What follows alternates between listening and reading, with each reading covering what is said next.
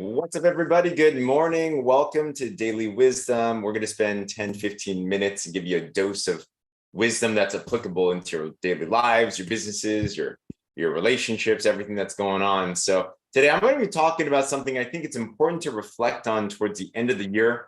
Can you already imagine? It's like the end. It's like Thanksgiving this week out here in the States, which is nuts, which means then it's Christmas and then it's New Year's.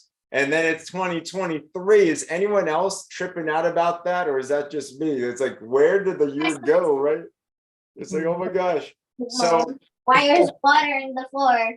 Exactly. Water is something super important to have. Hey, Christina. That's what I just... But with that, it's so important to look at our associations on who's around us, and also going into the new year, consider who's around us further as well too. So we're going to talk about the law of limited association. We've been diving into Jim Rohn's Challenge to Succeed. So I'd highly recommend, if you're looking for a good audio to listen to, Challenge to Succeed, you can find it on YouTube now, actually.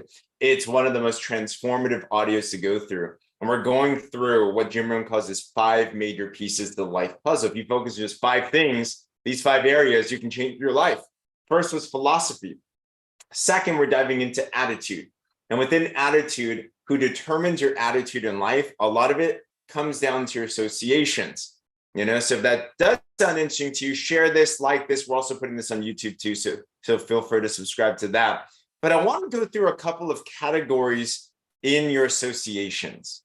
And it's key. I've noticed this. In fact, when I first got into business, it was interesting. I had this little scientific experiment. You are who you hang around, right? So I first joined a fraternity. And when I was in the fraternity, it was interesting. I noticed a couple things started happening to me. I started drinking more, smoking more, cussing more. Go figure, right? Then I got around a business environment. I started getting up early. I started eating cleaner. I started being more positive. So I think each of us know the power of influence to a very, very big degree.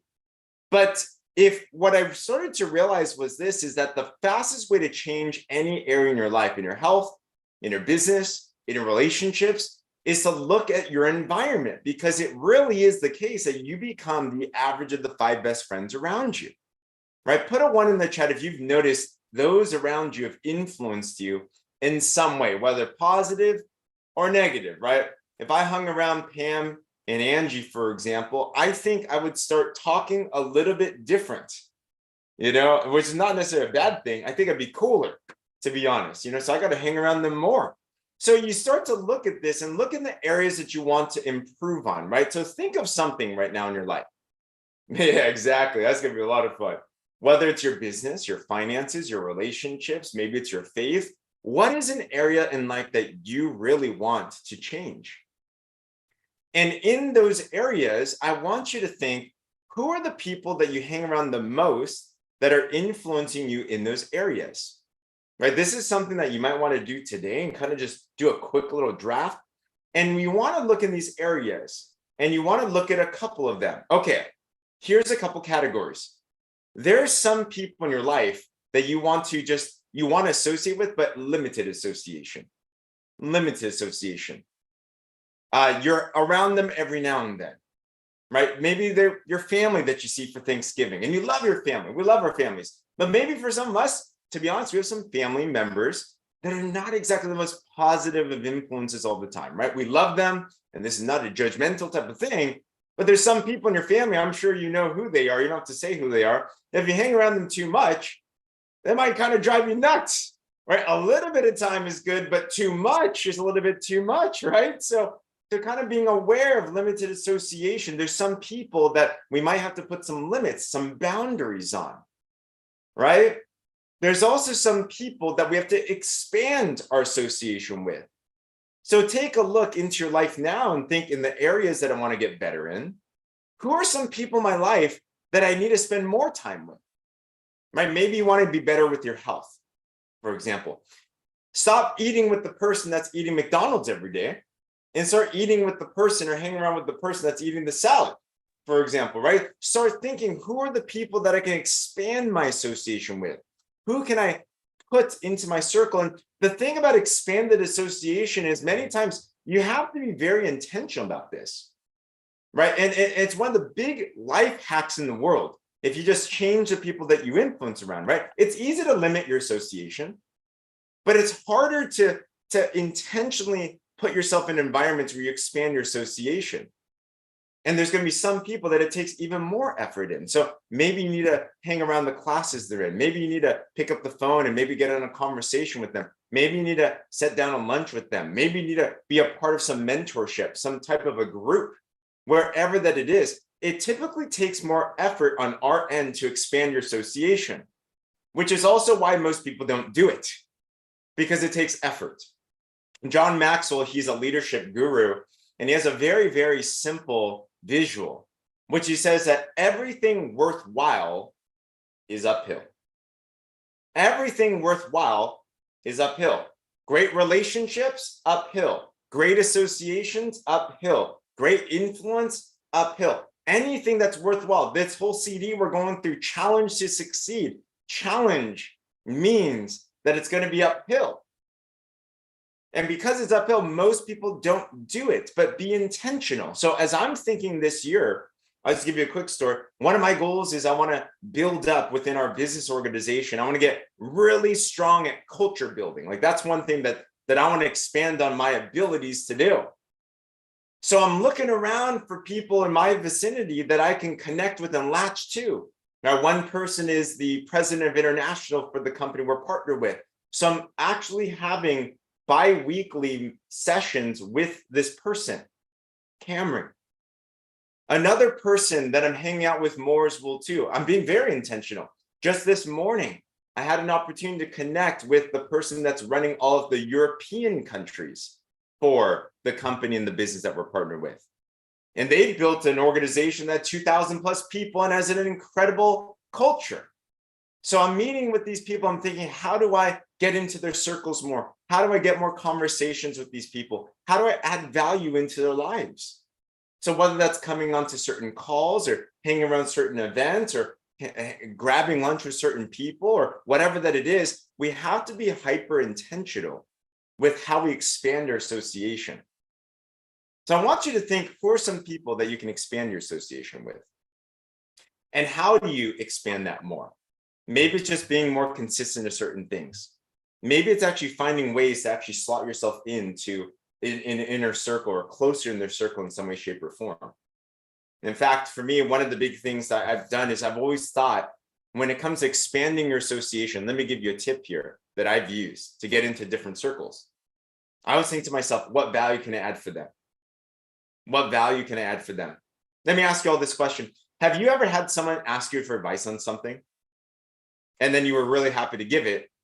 And then they turned around and they never took your advice. Put a 2 in the chat that's ever happened to you. You're telling them exactly what to do, right?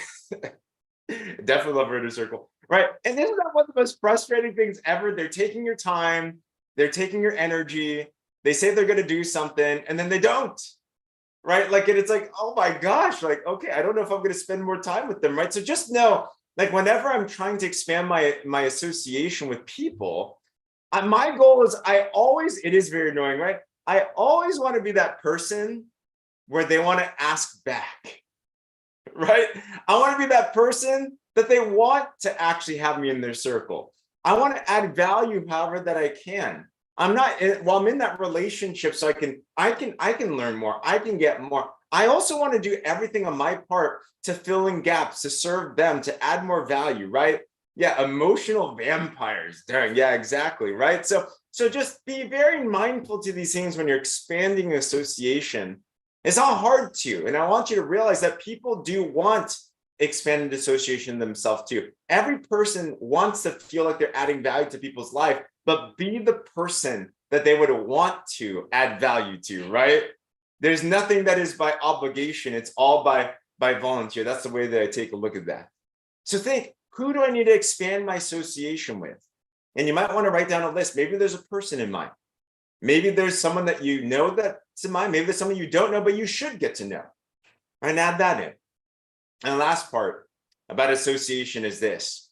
On the rare occasion, but there are some occasions where it's important, you might not limit your association, might not want to expand your association, but you might have to disassociate.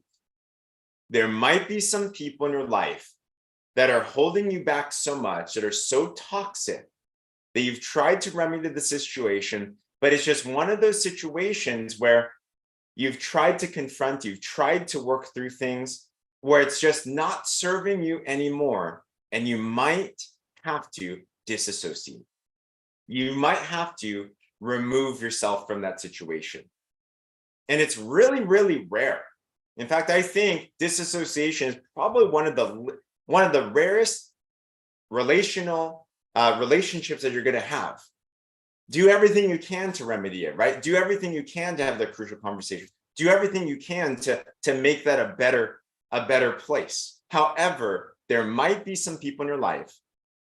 You've done that, your life is better. Congratulations. There might be some that you have to be that person to just say, this is not healthy for either of us. We have to disassociate.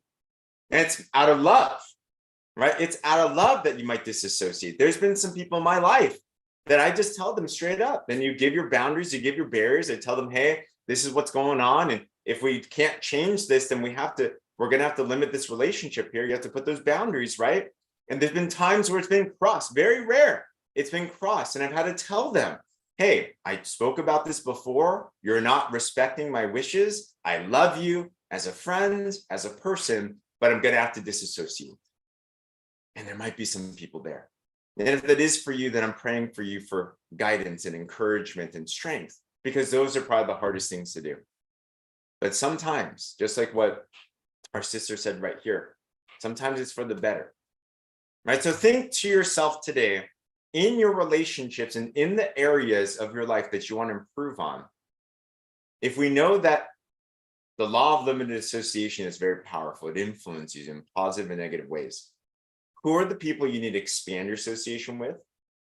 Who are the people that you need to limit your association with? And who are the people that you might need to disassociate with?